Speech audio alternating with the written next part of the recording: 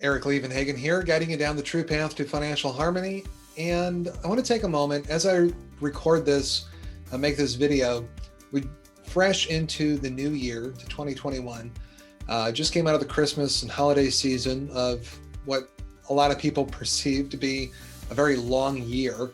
And we came out of one of my favorite times of year, which is Christmas.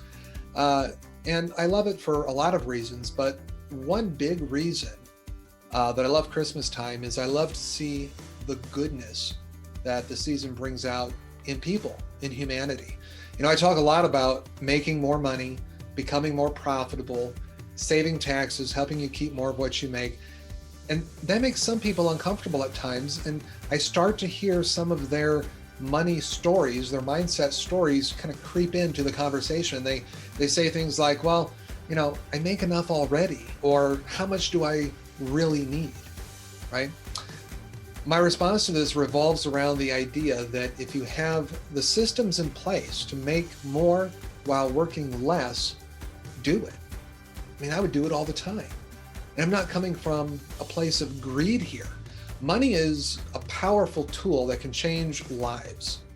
And if you already have enough life-changing tools in your toolbox, I'd implore you to make more anyway. Make more money and give it away. Change somebody else's life.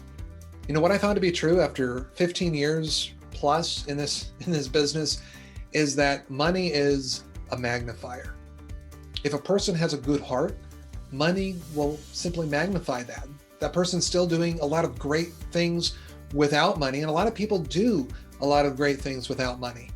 The money there that they come into magnifies their heart, magnifies their intentions. And you know, the reverse is true as well. So great people will do great things given the chance to make a difference, with money or without.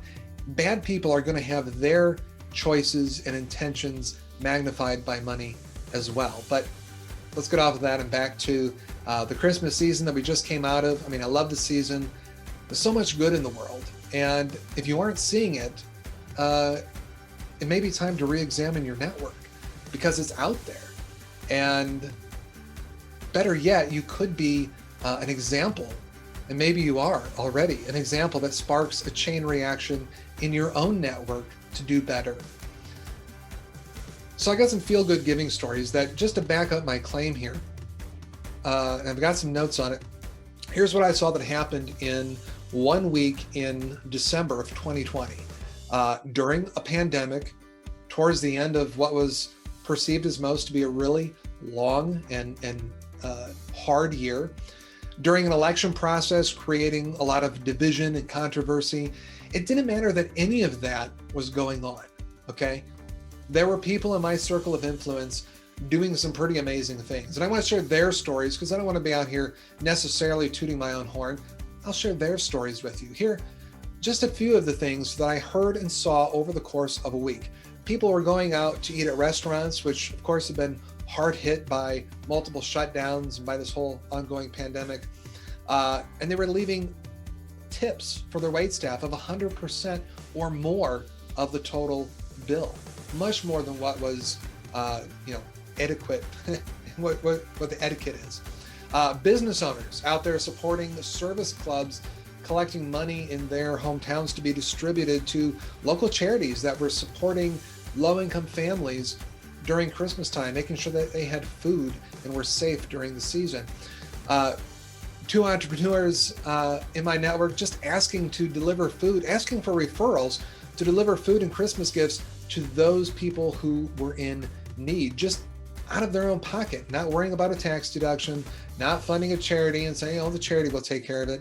They were just giving back out of their own pocket, out of the own goodness of their hearts. I heard of an entrepreneur couple who reverse tithe every year, giving away 90% of their income and only living on 10%, something they had done for several years. I heard another story about a couple who was supporting a family that had fallen on really hard times, and that couple were able to buy them a house, a car, household supplies, things that this family needed to stay on their feet.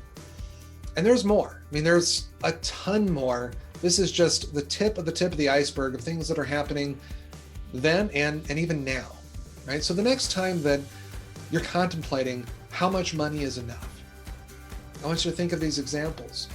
Think of the millions of people out there that are not fortunate to have a system like yours to create more wealth through a systemized process. And at the end of the day, think about this. Do you want to be the person who can help make a difference in other people's lives and change lives? Or would you rather be the people that have to ask for help? So at the end of the day, make more, do good, magnify your heart.